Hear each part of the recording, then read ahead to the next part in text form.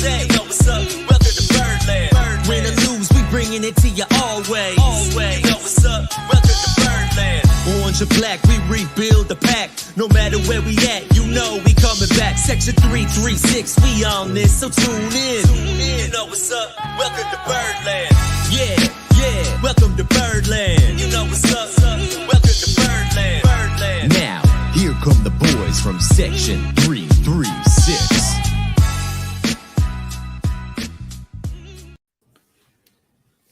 Ladies and gentlemen, boys and girls, Baltimore sports fans of all ages, welcome to Section 336, Next Generation Baltimore Sports Talk. I am your endearingly starring host, Matt Soroka. As always, I'm joined by a guy who spends his every moment of his free time now trying to get a hold of Todd Gurley to get him to sign with the Ravens, the button lover, Josh Soroka. I'm curious about the Todd Gurley situation. I'm curious about I think if the Ravens wanted Todd Gurley, they would have signed him in June. Yeah, don't need him, don't want him. I don't think the Ravens want him. I don't think they have seen what they saw from him in June, because they were interested in him even with J.K. Dobbins. So I think without J.K. Dobbins, it doesn't bring an immediate need for a veteran. Yeah, I mean, you saw what the Ravens did. Not to jump right into Ravens talk here, because we're going to talk some Orioles, but we're just chit-chatting because I heard on Twitter there's an update on the PlayStation situation. So we're going to talk about some Ravens real quick here, then we'll get into Orioles talk, and then we're going to, this is why we're all here for the PlayStation update. Yeah, we'll get to that. But what I was going to say is the Ravens, I mean, you saw like Mark Ingram last when you had Mark Ingram who left. Yeah. Like the system the Ravens run, like you could fit another veteran. You run the ball so much, you could fit another veteran back in there. And so you're right. If they wanted him in June, they could have found room for Todd Gurley in June. Right. But they didn't. And if it didn't make sense then, I don't see why it would make sense now. No, I agree. Do we stop the printers for the Super Bowl merch without J.K. Dobbins? No. On the contrary, we get all aboard the Gus Bus Express. No, I think I've heard people say, and I think this is accurate, I feel worse for J.K. Dobbins than I do for the Ravens. Oh, that sounds great. I like that. Yeah, and that makes a lot of sense. Like it hurts the Ravens. Like the Ravens are worse without J.K. Dobbins. Right. But it's at the running back position, and we have a great running scheme. So I think the Ravens will be okay. But it feels bad for J.K. Dobbins because he was primed for a breakout year. He was. But it's also, you're right, the scheme is designed for you can plug anyone in there and things will run. And I think you see that every year. As every year you see a new running back that makes a name for himself. Gus Edwards wasn't supposed to be anything. And he's been perfectly fine each year on this team. Yeah, and I think he's going to have a huge year because you have Hill, but Hill gets banged up a lot. And then is it Williams or whatever the rookie's name is? I think he could have an exciting year as well. But you're right. It's all up to Gus now. He's been the third guy, second or third guy. And now he got Dobbins out of his way. He got he didn't get anyone out of his way. They just happened to move themselves out of his way. But sure. You say that.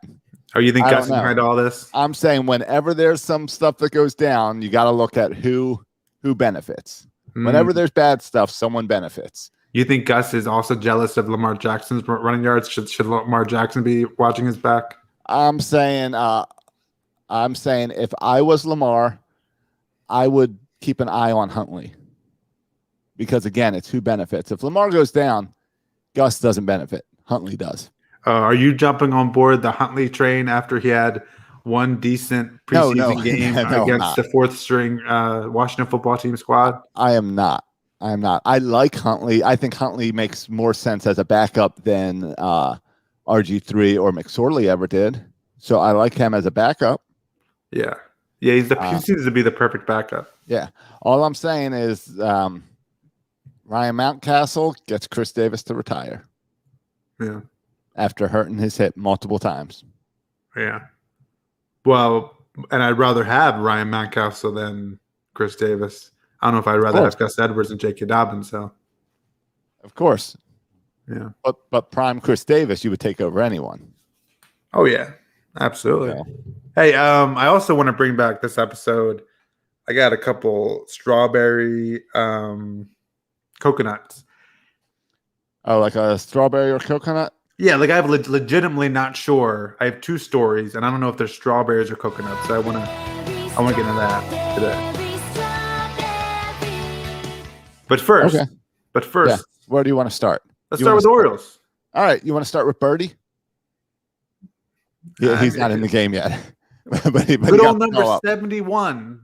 Yeah, he'd be the 56th Oriole to play a game this season. 56. That's Yeah. wild. The record was 59 different Orioles in 2019. Oh, So we're going to break that record. yeah. Because, I mean, September 1st, the rosters expand to 28. Exactly. So that Birdie's going to get his name called either today or tomorrow. Yeah. So but the funny thing is, Josh, with Birdie and tonight, I think isn't Chris Ellis pitching tonight? He's pitching a gem. Okay, yeah, it's what, 2 innings? 4. Hey, it's he's in the fourth inning. All right. It's the start of it's the top of the 4th or bottom of the 4th. Yeah. Yeah, he's pitching a gem. And what at Mountcastle, I'm sure hit another dong because that's what Mountcastle does every night. Mountcastle got a dong, and Ellis has no hits. He's pitching a no hitter. I'm just gonna put it out there. 3 innings, no hitter. The thing that makes me laugh about Ellis and Birdie, I put in the same category, is there's this whole squad at Norfolk. Yeah. With Kyle Bradish and Michael Baumann and Kevin Smith. Like I'm paying attention to every box score. Then every time the Orioles bring up a new pitcher, it's like a guy I never heard of. It's Birdie and Ellis, who's right. They're not Norfolk. I don't know where these guys are. No one ever heard of these guys. Well, Birdie, we just picked up off waivers from the White Sox like 2 weeks ago. Yeah. But no. Oh, by the way, Chris Ellis just gave up a dong. Okay. As soon as I called the no-hitter. Let's stop talking about it. Yeah. When you start talking about the gem, let's stop talking about it. Well, we know what's going on. This is just like everyone calling for Jahmai Jones, and the response would be, there's more development going on in the minors, and we want the guys to develop in the minors. So I think that's part of why these guys aren't getting the call up. Do we really want to bring them to the majors and teach them to lose? Yeah. Yeah. No, I agree. You're bringing in guys who are waiver wire kind of veteran guys, and your younger guys, you're letting them have some either have some success or kind of figure it out in AAA, not under the big lights. But my question is, Josh, I got a couple questions here. I do want to ask you. I want to get into. We have 1 month left to go of the season, and we've just been officially kind of eliminated from the playoffs. We're the first team in baseball to be officially eliminated from the playoffs. So we could win every other game for the rest of the season. We're still not making the playoffs. Do. And everyone else could lose every game, and we still would not make the playoffs. Yep. So kind of what to watch for in the last month of the season. But before we go there, Josh, just real quick, Spencer Watkins, Paul Fry. Yes. Both sent to AAA. Remember how we thought we could actually trade Paul Fry? And he was pitching well enough to be a trade candidate. Yeah. And suddenly the month of August, he's looked like crap. Well, since the All-Star game, people like to say since the sticky stuff went away. I don't know if that's true. The timing's close, but yeah. Yeah, but Paul Fry, his demise has been something kind of spectacular. To be one of the best kind of specialty lefties in baseball, to like yesterday pitch or a couple of days, was it yesterday? A couple of days pitch a third of the inning and gave up a bunch of runs, 5 runs or something. It's just been really bad. Yeah, I don't think the Orioles were quite fair to him to just demote him.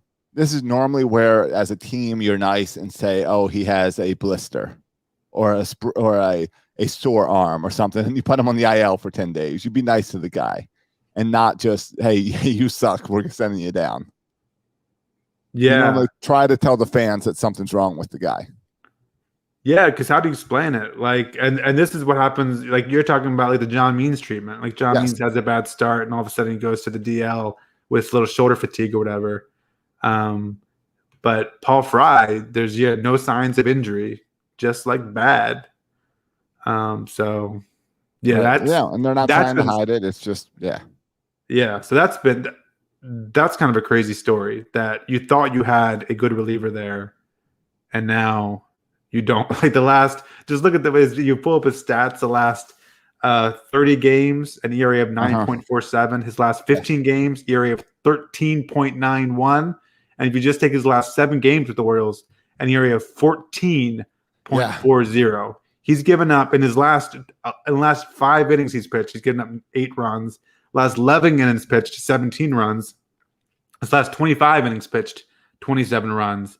And there's a whole bunch of walks in there, and not a lot of strikeouts. So it's just been bad. Yeah, no, it's no good.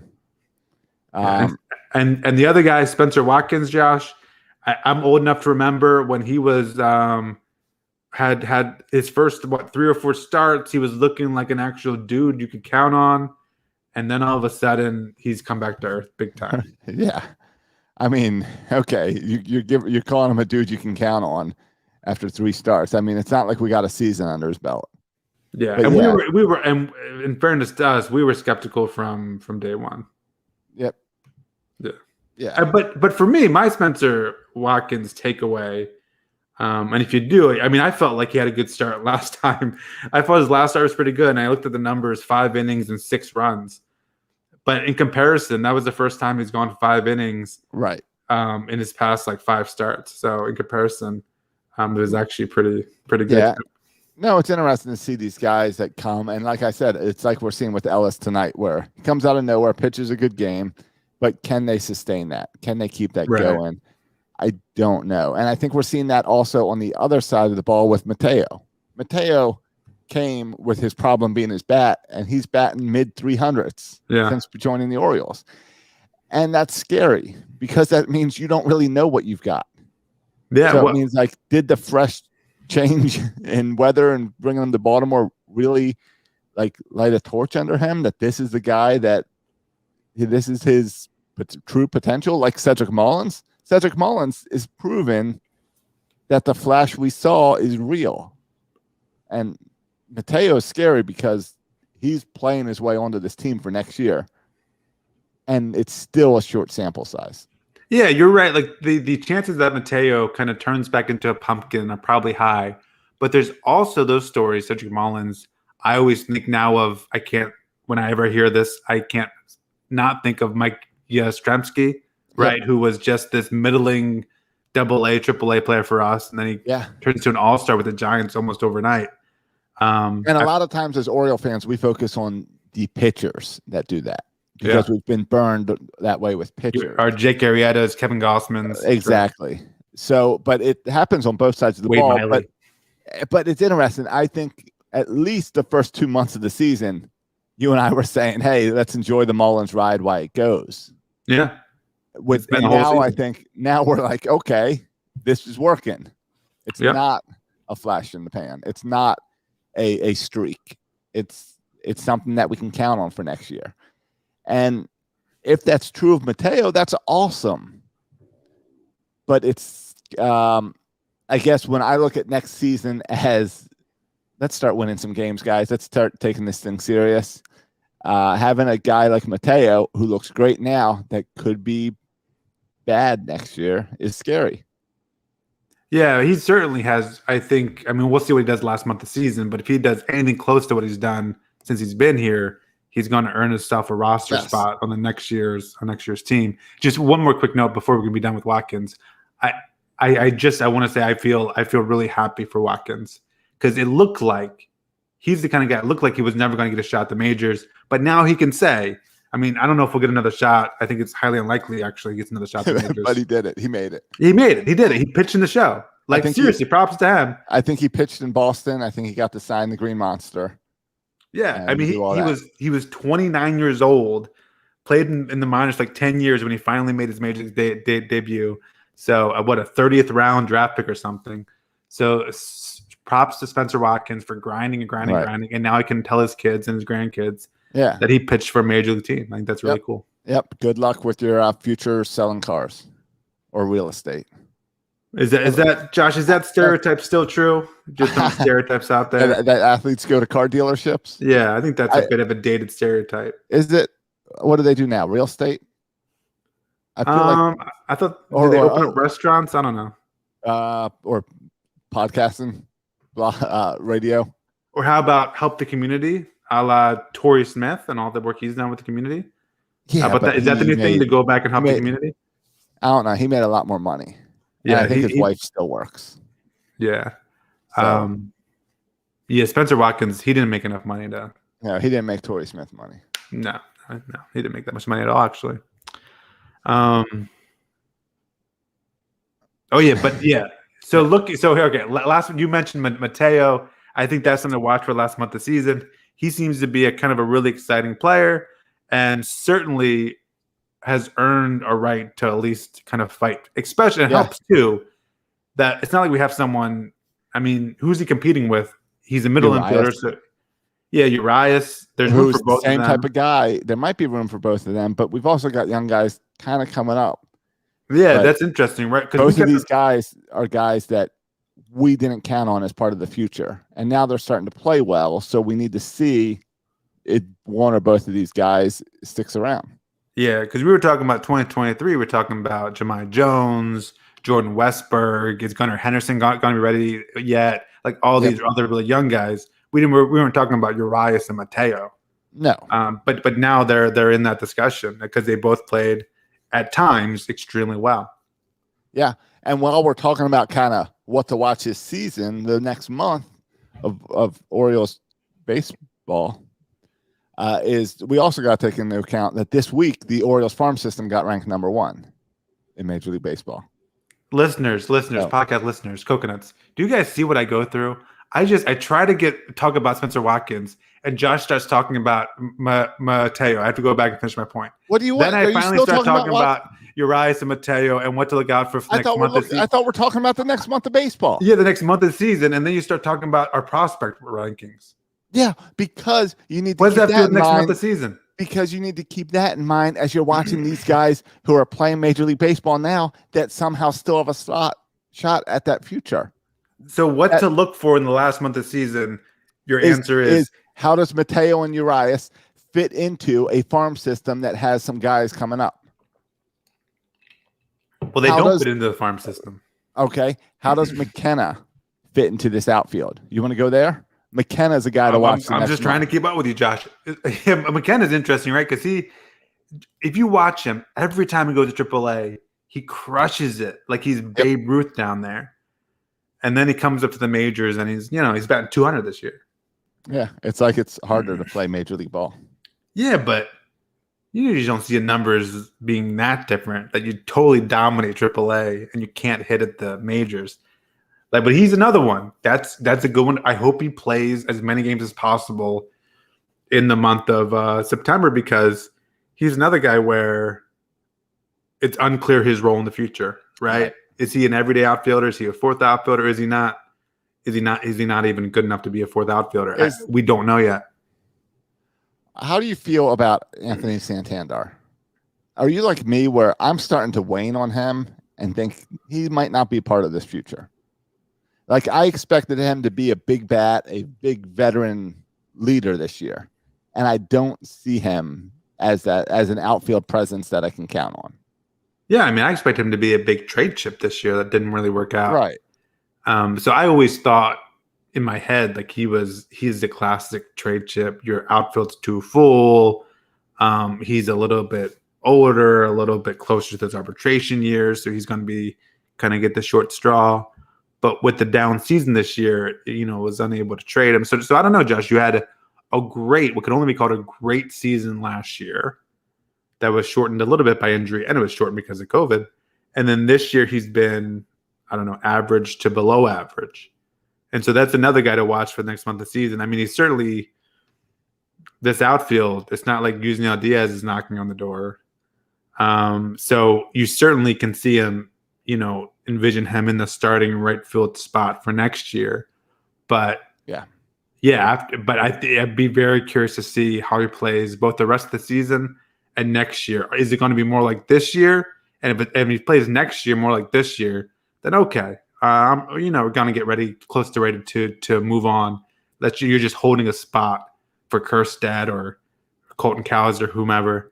Right. Or if he plays like he did last year in 2020, then all of a sudden it's a different situation. And again, though, like I look at him as a trade candidate in that situation, probably. Yeah. What else are you watching for in this outfield over the next month?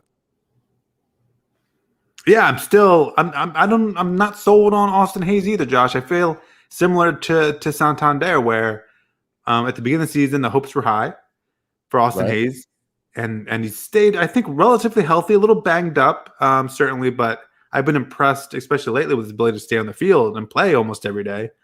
But offensively, he is not. He's this guy where, he'll hit a few line drives, hit a home run one night, and all of a sudden you're thinking, okay, this is the guy I know, and then he'll have a couple offers, and you're like, wait a minute, this is not the guy who I thought he was. 246, 14 home runs, OPS at 722. Like, I don't know. I'm still TBD on Austin Hayes. I'm not penciling him in 2023. I think he still has to make his case that he deserves. He's an exciting player. He's fun to watch, but you'd like him to be more consistent at the plate. Right. Great arm. Love the arm. I like him in the outfield. Yeah, I've got these new young guys on my softball team now that graduated from college down here this past, I think, in the spring. Uh-huh. And they always talk to me about DJ Stewart because he's a Florida State guy. So yeah, Seminole. So they're real familiar with him.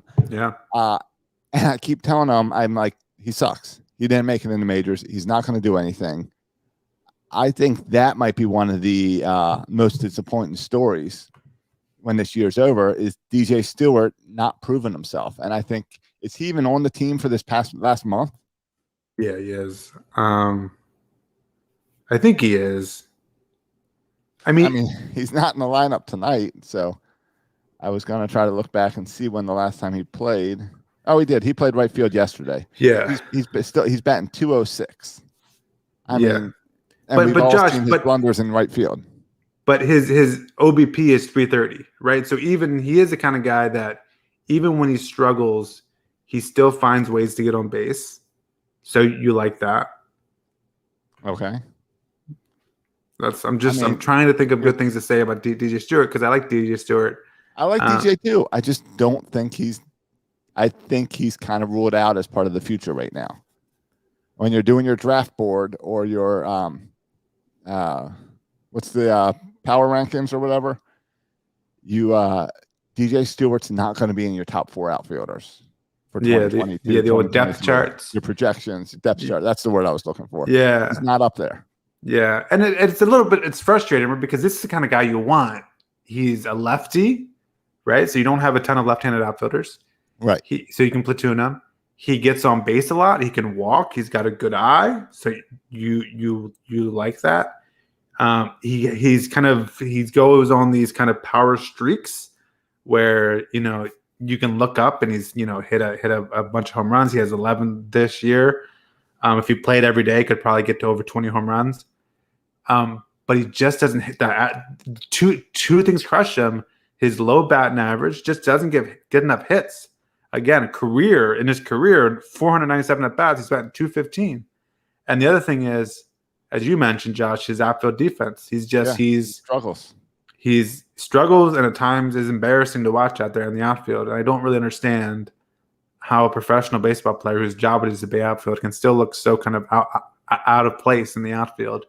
But yeah, it's frustrating because there's some things he does really well, and unfortunately, he just can't hit for a high enough average or play outfield defensively well enough. So does he get a shot on the 2022 Orioles, or does he play his way out of here this year when you got other guys that you want to see? Yeah, but do you guys, I mean, that's the question. Are there other guys that you really want to see? I mean, there are, but the question is, are they going to be ready for next year? Yeah, and the thing that's in DJ Stewart's favor is he doesn't hit arbitration eligibility to 2023. So he's going to make no money next year. So he's still on his same whatever pre-arb number, whatever he made this year. So he's not going to be making a lot of money. Gotcha. And so, I mean, it also goes back to the thing we've been talking about, and we'll get into more in the offseason. Do the Orioles want to become more competitive? And if you want to circle kind of spots where you can improve on your team for next year, replacing DJ Stewart with a more, a bigger impact left-handed bat could be something they do. Yeah. The question is, though, a lot of those outfield hopes are still in Double-A. Diaz is in Triple-A, but Diaz is having a horrible year, so there's not as much pressure. It's like McKenna is your guy that's on the bubble, and he's not hitting well either. Yeah, and I mean, you have Cedric Mullins out there, and Mullins, Santander, Hayes, I guess, Yep. and Hayes, who's been hurt a lot. So yeah, and then the rest of the guys are a little ways off. We have no idea how far Kjerstad is, and there are a bunch of interesting names. Zach Watson, is it Stowers, the other guy? There's a couple interesting names in Bowie right now having huge years, and I wonder how fast they might move up next year.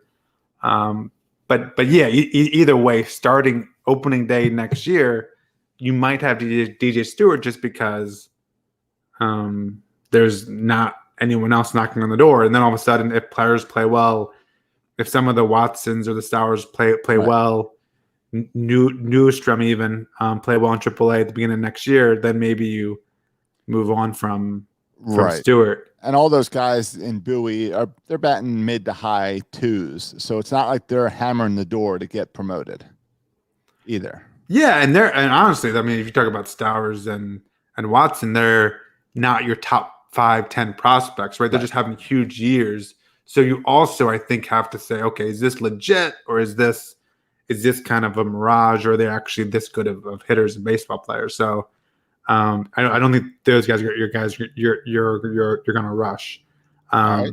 So yeah, I think Stewart would definitely finish the year with the Orioles, and I think it's possible. I don't know. I think it's possible next year he's on the team. He's going to get the Sarasota invite. Yeah, I think so. I'll get that. I think so. Pretty much, if you're unless another team likes him, because I think he could be traded to if another team likes him and thinks they can do something with him. True, but he hasn't been demoted at all this year. He's been on, which means you're gonna automatically get that spring invite. Yeah, I mean, he's not a kid anymore. This guy's been around. I think he's 27, maybe 28. Yeah. He's been around in our system. It feels like forever. So yeah, but yeah. So he's a guy, again, curious to watch him the last month. He has one more month to kind of make a case for himself. So I guess we'll see. Yeah. So Ellis completed his game tonight, 4 2/3 of an inning with 1 hit, 1 run, and 1 walk, 2 strikeouts. So not bad for a first performance. Yeah, I'm Josh, I don't know. You mentioned the pitching staff as far as what to expect from the pitchers. Here's one thing I do hope. This is small and minor, but I hope Jorge Lopez stays in the bullpen. I want to see a month of Jorge Lopez as a back end of the rotation bullpen arm. I agree with you, because we've seen that Lopez is not a rotation guy. The question is, how's that arm play into the bullpen? Yep. And a month of it in the bullpen will, and if he does well, will assure him a kind of a bullpen slot for next year, which could be good for him. Yep, I agree. So, I mean, the others, as far as starters and pitchers go, I mean, I don't know. Like I feel like I've seen enough of Aiken a month ago, and then of course he has a great start, his last start out. Right. Isn't that what he does though? Every time you're tired of Aikens, he pitches a nice game. Yeah. And then you get irritated again.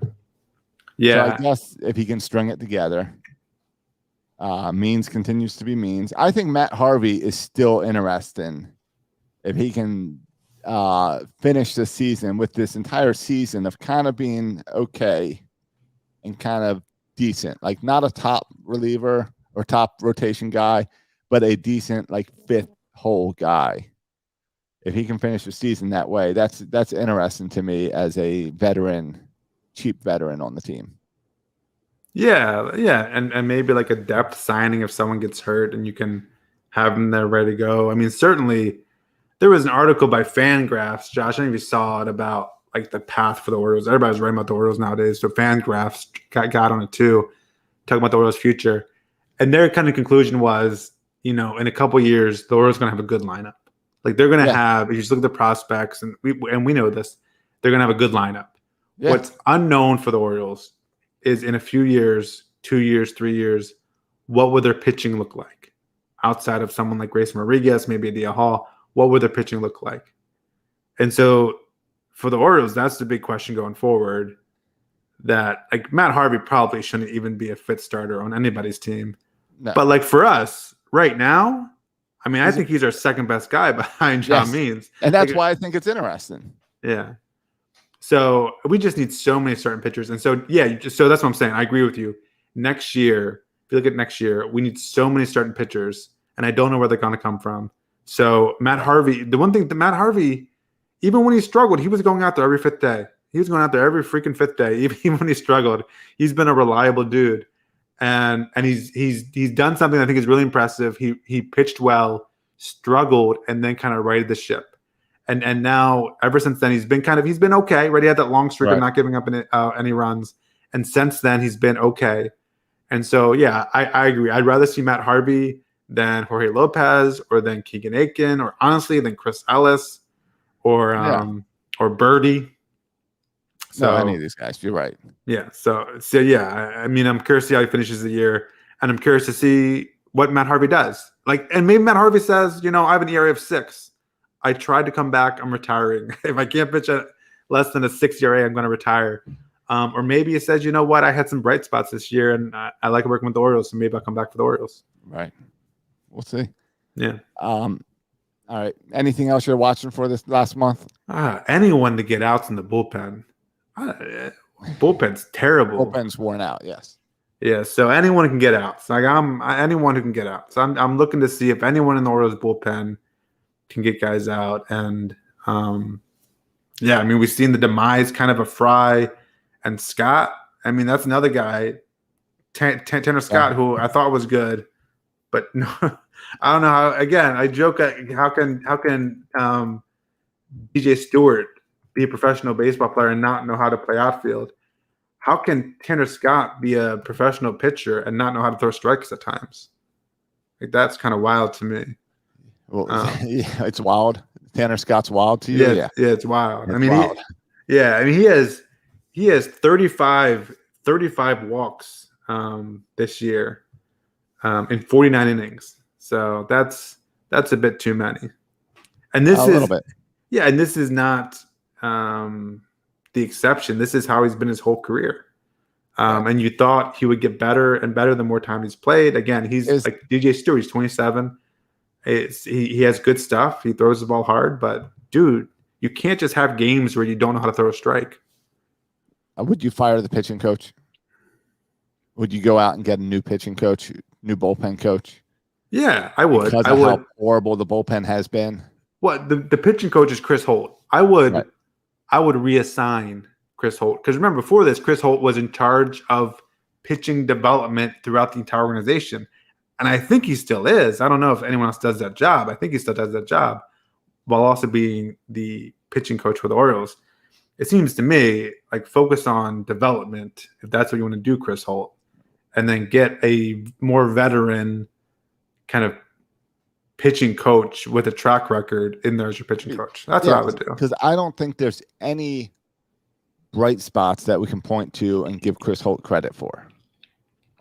Yeah, and I'm making all kinds of assumptions and leaps in here. Here's what I'm thinking happens from the Chris Holt perspective.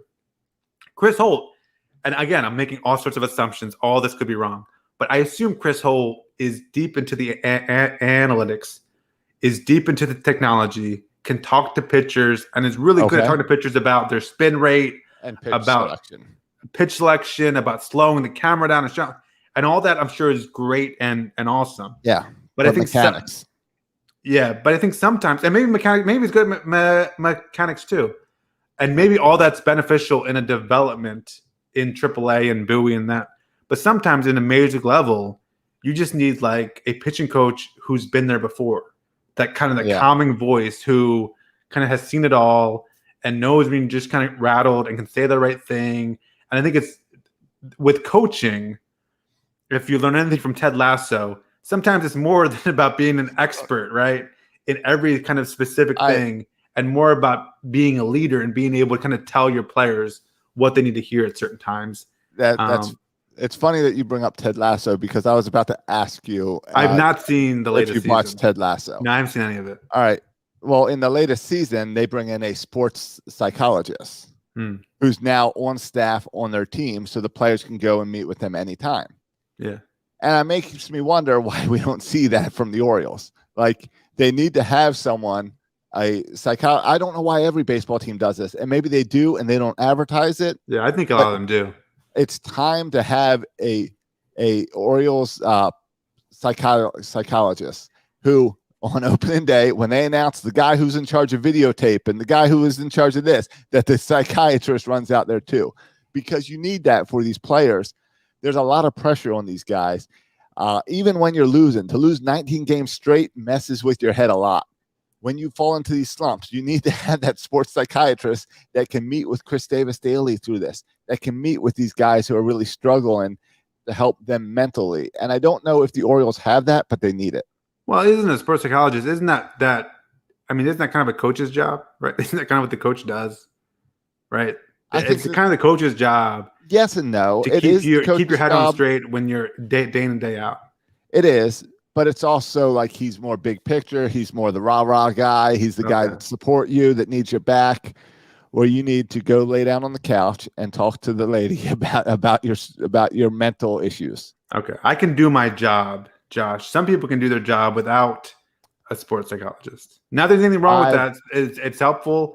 I would have recommended to Chris Davis to help him hit outside the shift. I've never been to a psychologist. Okay. I've thought about it a lot the past year. I think a lot of people are helped by psychologists, and I think psychiatrists, psychiatrists. Yeah, I think a lot of people are helped by it, and I think it's time to see more of it in sports. And I think as society is going more and more about your feelings, it's time to bring it into sports. Do you think it's okay for a baseball team to have a sports psychologist while their minor leaguers sleep in cars?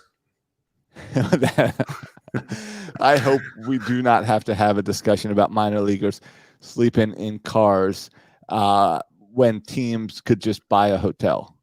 Yeah. Like, I don't understand. Not to get off tangent, but yeah, and it's not even pay. It's about specifically, talk to minor leaguers, the pay sucks, but the thing is the housing is dumb. The fact that they got to they got to live with a host family, find their own host family. It's so dumb. Yeah.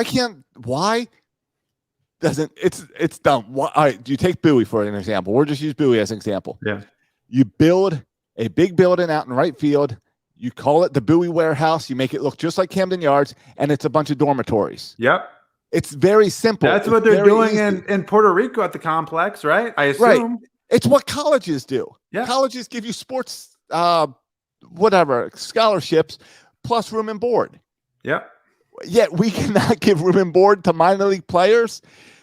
And it's not like it's a complicated thing. You build a dormitory. That's all you got to do. And you put enough rooms in there to house the visiting team and the home team. It's not even that many rooms. It's a small dorm.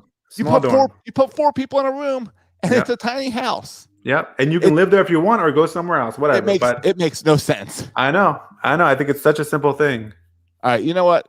I'm going to make a little note here. I'm going to reach out to a minor league owner and try to get a minor league owner on this show. All right. Do you think I can do that? Build dorms? Yeah. You got some contacts. I've got a contact, not for the Orioles, but I got a contact. And I'm going to look into this. All right. Because it seems like it makes way too much sense to the common person. Yeah. Or for baseball to be screwing this up so much. Yeah. Yeah. It's a small thing. Yeah. Yeah. And it's so silly. Like you hear about it. It's so silly how you get host families and at your home stadium, you got to go 45 minutes away to stay at this host family. Yes. That you found. It's just so weird. Have you ever stayed at a host family house? It's awkward. I stay with my in-laws and it can't be that much better. Yeah, that's bad too. But I've stayed at strangers' houses before. Yeah. It's awkward. Yeah. When I did the band management stuff, we would go around and play at different churches. And when you were out of state, the churches would put up a host family for you to stay at their house. Yeah. It is awkward when you're there with 4 or 5 close friends and you're still staying at a stranger's house. Yeah. You're not comfortable. And they're putting these host families with one person's here, one person's here. You All know they're spread going out. into the locker room and you know the conversation is about how weird their host family is. Certainly. It doesn't make any sense. That's weird. It's not an exchange student thing. It's weird. It's weird. All right, ready to get some coconuts and strawberries? Real quick, before we get to that, I wanted to mention we've talked about the whole national media approach of the Orioles. Yeah. Did you see Keith Law's comments this week? I did. Okay. So I'll just share it. It will turn around. It's just going to take a long time. I see the national narrative, and it's like you all are doing this because they've lost 19 in a row. You know, don't kick them when they're down. Take a rational look at their situation they inherited and the decisions they've made and what direction they're heading. I think their future is brighter than the national media is making it out to be, and they're all scapegoating the Orioles for a more systematic problem in baseball, which is that it doesn't matter if, and my phone cut off the rest. If you suck, there we go. Yeah. And I think he's right. The future's bright. It's nice to see a national guy point that out. And as far as the bigger problem in baseball, I don't know if it's a bigger problem in baseball. I don't think baseball really gives you much of a benefit to suck. Yeah, I know. The whole draft pick thing? What are we talking about? Right, because we see players not succeed all the time that are drafted. And the guy that was drafted number 1 overall wasn't like Hunter Davis or something, where some people had him 1, some people had him going number 10, as low as number 10. The Orioles would have taken Cows, would have taken Cows no matter what they had, right? Yeah, I still see Oriole fans upset that we didn't get Rocker. Rocker literally wouldn't sign with the Mets and went back to college. And the Oriole fans are still upset that we didn't take Rocker. I don't think there's a benefit to sucking except for saving money. Yeah. I mean, I agree. Yeah, the only thing is, you don't spend money, so you can, you don't have to spend money. Right. And I don't know how you avoid that, because anyway you cut it, if I'm going to not make the playoffs, and I know I'm not going to make the playoffs, why would I spend $80 million to not make the playoffs when I can spend $40 million to not make the playoffs? And you know what? Maybe the problem's not spending money. Maybe the problem's the divisions. Yeah. Maybe your problem is, look at the Orioles record. You want to have some fun. Look at the Orioles record since the All-Star break in the versus the AL East teams versus versus other teams that they played this season. They dominated against other teams. The problem is they had 2/3 of their schedules against the AL East. But Josh, don't you think maybe if we just if we stopped the unbalanced schedule? What if we didn't play the AL East 1,000,000 times? Oh, yeah. I don't mind the divisions. It's the unbalanced schedule is the problem. Yeah, I agree. And you know what? If we're fixing the schedule, can we please get rid of interleague play? It's crap. Get it out of here. I want it to be special. No, I want to go back to it being special when we play National League teams. I don't care that much about that. I'm okay with interleague play. Yeah, really? I think it's kind of fun to play, even with the stupid DH crap. Well, the DH will be solved next year. Everyone's going to be a DH next year. Yeah, that's a good point. But thank you.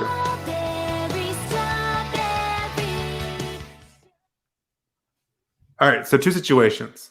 Yep. The Mets have an owner, Josh, Steve Cohen. Yes, I saw this. Who likes to tweet. Yes. And he got in trouble a while ago for tweeting about their OPS or something, about how they're struggling. But he voices his opinions on the Mets. It's the Donald Trump in Major League Baseball. He is Donald Trump from Major League Baseball. And I can't decide if this guy's a coconut and I like him because he's kind of like the voice of the fan, sticking to the players, or if like this is entirely inappropriate and he's a strawberry and he should just go back and let kind of management handle this. So where do you fall in? Are you a fan of Cohen? Is he a coconut? He's a coconut. Is this too much? Do you think he's a coconut? He's a coconut. I'm all in on him. I think this is how a lot of sports fans are. He just happens to use Twitter. And I think he's got more money than a lot of owners. He's extremely rich and doesn't need money from the Mets, which means he gets to be the fan. Yeah. And I love it. I like it. This is the type of conversations I've had with Bisciotti about the Ravens one-on-one. He just doesn't take it to Twitter, but where you get that passion that he's not just the owner, he's a huge fan of this team. And the whole reason he owns this team is because he loves this team as a fan. And that's what I see out of Cohen and his Twitter. So I love it. All right. They could, and Buster Olney talks about this, that maybe other executives are less likely to come work for the Mets because they're afraid of kind of the volatile Cohen and the position Sure. that they'll put him in. Okay. But I also think it also attracts a type of person Yeah, maybe. that wants to work for that type of guy that's excited. I'd like to work for that type of guy who's excited about the product out there and wants you to be your best. Yeah, I kind of like it too. I like Steve Cohen. I don't know if you know if John Angelos or Lou Angelos was out there doing it about the Orioles. I don't know how much I like it, but I like it for the Mets. True. No, you know what? I want John Angelos to do this because I am so tired of the narrative of Peter Angelos doesn't spend money. Peter Angelos is trying to tank the team. Peter Angelos. I'm Cares more about the bottom line. Yeah, I'm tired of the narrative that Angelos doesn't care about winning, that this team will never win until the Angelos family is out of here. Start tweeting Angeloses and show Baltimore how much you care about this team, because they wrote you off years ago and it's time to win this fan base back. And that type of crap could do it. That's right, Angelos boys. Come out and start criticizing our hitters for not hitting enough and our pitchers for the higher A's. All right. How much love would John Angelos have gotten if he started calling out Chris Davis on Twitter during their struggles, saying, I'm paying you more than anyone else. I made you one of the highest paid guys in baseball, and you can't hit the ball. I don't know. Fans would have gotten around. Fans would have gotten behind them. I don't know. So did you bring up Cohen about this booing? That's my other coconut and strawberry one. All right. Javier Baez. You saw this story. Yes. Javier Baez, and I guess it's been going on for a little while now. And it's not just Javier Baez, but I think he started it, where he got a hit. They show him at first base, and he has two thumbs down, booing, and the dugout's booing too. Yes. As a response to the fans booing them, Baez says that when he gets hit, he boos they're booing the fans. Yes. So they're dishing it out too. It's just a coconut move or a child strawberry having a hissy fit move. I think it's a strawberry move, but I still love it. Yeah. Again, I love it because it's a different team. If it was Mancini running out there and booing, I would not like that. But it's also like, it's kind of, I think it's the type of thing you can only get away with in New York. Wait, he's not getting away with it. I don't think anyone's getting away with it. Well, I mean, isn't the crowd booing him back? Yeah, but Sandy Alderson had to put a whole statement out. Yeah, and now they're saying there's no chance Javier Baez comes back to the Mets after this year. All right. Yeah, I like it. I'm enjoying it. It's entertaining. It's a strawberry move. Fans, the fans are there paying to see you pay. You're getting paid to play a child's game. Fans are paying to watch that game. They're the ones that get the right to boo, not you. Yeah, you get paid. It's like you're getting paid to do something, so you have to be respectful of that, and you have to make that company look good, irregardless of what other people say and other people on the outside say. So, and those fans have the right to boo. You don't have the right to boo the fans. So they have the rights, but you don't. That's messed up. I mean, they're paying you. If I go to McDonald's and buy a cheeseburger and it sucks, I have the rights to complain, to say, hey, my cheeseburger's cold. McDonald's doesn't have the right to then yell at me about me wanting a warm cheeseburger. Yeah, and I guess I think context matters a lot here. Like I booed Chris Davis. Here's who I did boo: Chris Davis. Here's who I didn't boo, though a lot of people booed him on opening day, and not Kevin Gregg. I think I might have booed Kevin Gregg. I was going to say booed Gregg. But there's another guy who was booed opening day, and I didn't boo him, and that was Hyun-Soo Kim. Remember all that drama where he refused to go to AAA. Yeah. And I thought that was good on Hyun-Soo Kim for standing up and not going to AAA. Yeah, sucks he didn't get a hit, but yeah. And so I never booed Hyun-Soo Kim, but I booed Chris Davis, and the reason I booed Chris Davis but not Hyun-Soo Kim is the same reason I booed Chris Davis, but I'll never boo Ryan McKenna, is because Ryan McKenna didn't sign a $161 million contract to hit home runs. And Chris Davis, we didn't see him doing anything to try to improve. Where we saw simple things, and then we'd ask him at FanFest. I believe we were in the room once with the interview where the question was, what has he done to work on? And it's like, I took a phone call from the hitting coach or whatever. Yeah. So it's like they never did anything to try to improve. Yeah. And so I was trying to imagine from the Orioles perspective, like there's no one on the Orioles I would boo. And I think with the Mets situation, they're like booing everybody. Like they're just booing the team. They're just expressing frustration. Yeah. And I'm not booing the Orioles because I expect the Orioles to lose every game. But the expectations kind of create the booing. So it's almost a form of flattery, right? Because you're saying when you boo, I expect so much more of you because I know you're capable, either as a player or as a team, is so much more. And so my disappointment is not that you suck. My disappointment is that I have such high expectations for you that I think you can be so great. But you're not living up to the potential, and therefore I'm booing you. But I kind of think it's a coconut move to boo back. I just think it's so cool. I kind of like it. Like I would love for me to boo Chris Davis, and then Chris Davis get a hit and like boo me right back. That'd be the greatest thing ever. But it's really close to years ago with the NBA where they had the players going up and fighting the fans. Oh yeah, I gotta watch the documentary. There's that. Yeah. Did you watch that one on Netflix yet? Not yet. It's on Netflix. It's on my list. I know. I gotta watch that. I'm trying to watch that. But it's a little too close to that I can't make it a coconut move because of that. Right. And I think you also got to understand that passion that the fan base is booing with is the same exact passion that if you start playing well is going to make that stadium rock with cheers and shake. So, but Josh, the passion is also coming from the player perspective. Like the reason he's booing is because he's so passionate about it passion. No, that's not passion. That's irritated. That is the fans have gotten under your skin. That's not passion. Because you're so passionate. No.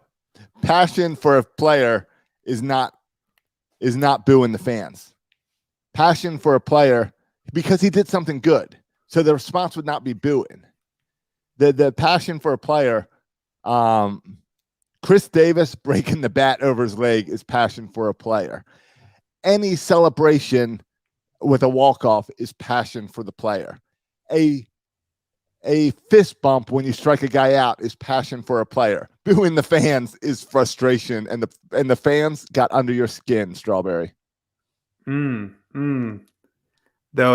it would be very coconut if it was an away game. The problem was this all happened at a home game. Exactly. If you do that because the opponent is booing you, that's passion, and that's fun, and that's making the highlight reels. Yeah, it's just awkward when it's the home game. Yes. All right, fine. So we have a coconut and Cohen and a Strawberry and Baez. I'm glad we kind of straightened that out. All right. You want to get to a little ball four? Well, I want to get to the PlayStation. So if you want to call it ball four, call it ball four. Oh, and I had 2 ball fours that wasn't even the PlayStation. All right. All right. Well, here, I'm going to do my first ball four. Check this guy out. A John Means bobblehead celebrating his no-hitter. Nice. This came in the mail today. I ordered this from Foco, and it's cool. It's got all the stats on the back. Oh, very cool. So it's really cool. I ordered it the day after the no-hitter from Foco, and it just showed up in the mail today. And I bought it because it was like saying, like, we're only making 113 of these. So I don't know how they came up with that number. So I ordered it right away, and I got number 6 of 113, which I think is pretty good. Oh, very cool. That was pretty cool. Yeah, that's cool. So that came in the mail today. That's my ball 1. Nice. You got any balls today? Or are you making me just go to the PlayStation?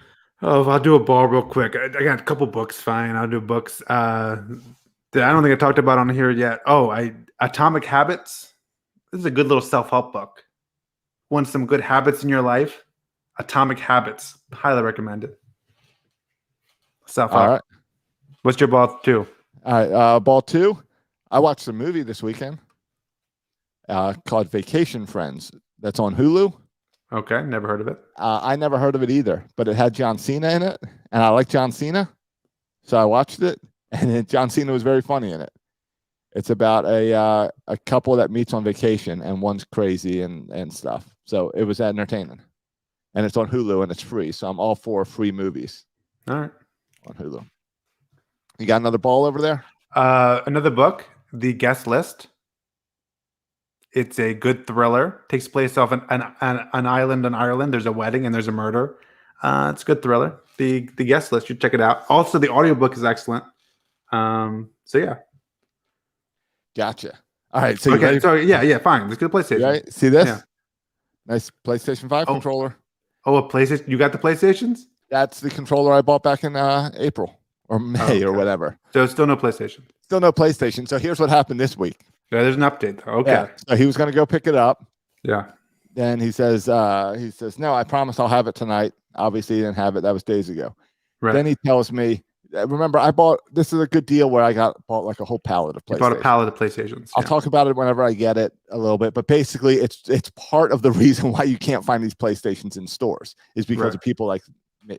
Like you. Yeah. But you can't find them either. So you're in the Exactly. same position as someone anyway, looking for in the store. But okay, go So ahead. anyway, so the guy tells me then, he goes, remember, this is the whole issue with the brother-in-law and getting them from the brother-in-law. Yes.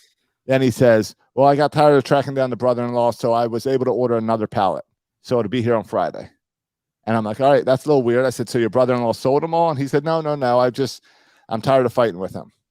I'm like, Okay. So he's going to cut you're out the just letting brother-in-law. your brother-in-law have the whole pallet. Doesn't make any sense to me, but whatever. You ordered a whole pallet.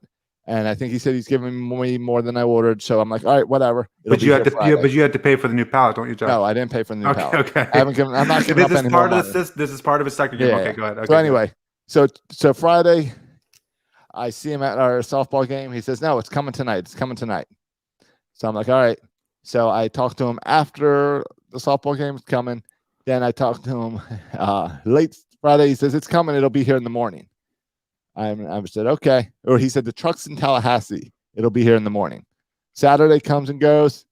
He sends me, I said, is all the right. brother-in-law driving the truck in Tallahassee? Exactly. So now new truck. So this is pallet number 2. And Yeah. Saturday he tells me, oh, it got stuck on the way station in Tallahassee. No problem. I'll see it on Sunday. Nothing on Sunday. Nothing's here.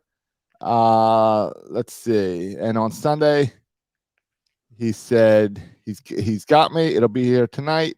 Sends me a screenshot of the bill of Landon, like the sheet showing that it's coming and it's on the truck.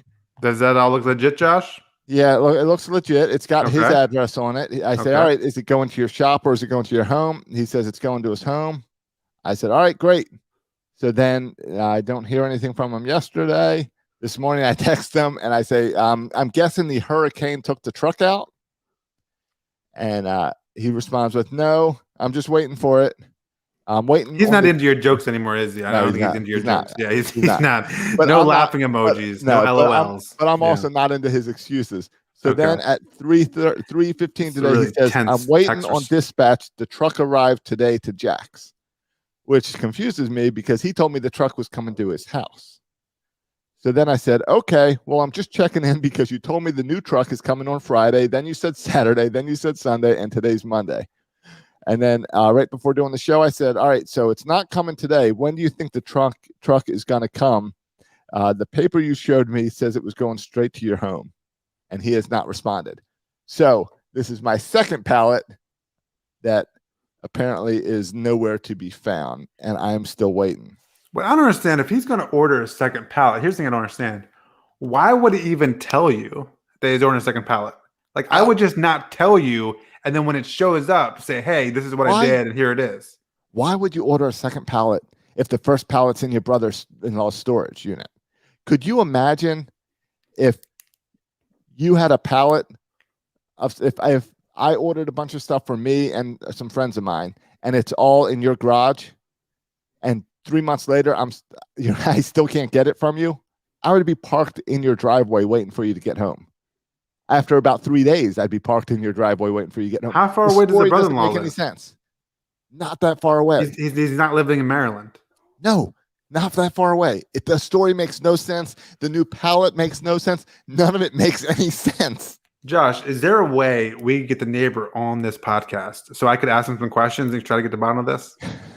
That's an interesting idea. All right, here's what I'm doing. Next week, if my update is not I have a PlayStation, my update's going to be, let me introduce you to my neighbor. Yeah, you should say, give me my pallets or come on the podcast. All right, yeah. all right. I'm telling him that. I'm going to tell him if Okay. he's not here on Monday, I got some questions he's got to for him. come on because you've got some questions. Yeah, and we'll take some listener questions too. If the listeners want to submit questions to ask Great idea. the neighbor, we can take questions to All right. ask the PlayStation neighbor. All right. Yeah. That next week. Okay, that's not the update I was hoping for, Josh. But No, but now we have two pallets. And that's So, going to be an exciting Labor Day episode. yeah, the chances of getting a PlayStation doubles in with the 2 pallets. So this is exciting. I'm going to text them right now. If I do not have the systems Now Josh throwing out Right. threats. next Monday, Ooh, you can come on the podcast. this must be the most tense text exchange. And then you go and play softball with the dude. And then you see him out there walking the dog, and you say, "Hi, neighbor," and you I go know. and live your life. This is I know. This is I know. such I so wave- bizarre. Drive by his house every time I leave the neighborhood and wave to him Yeah, because it's Florida, because people are outside all the time. yeah. And yeah, I've been pitching some great softball with them and all, and this is the most irritating thing. Yeah.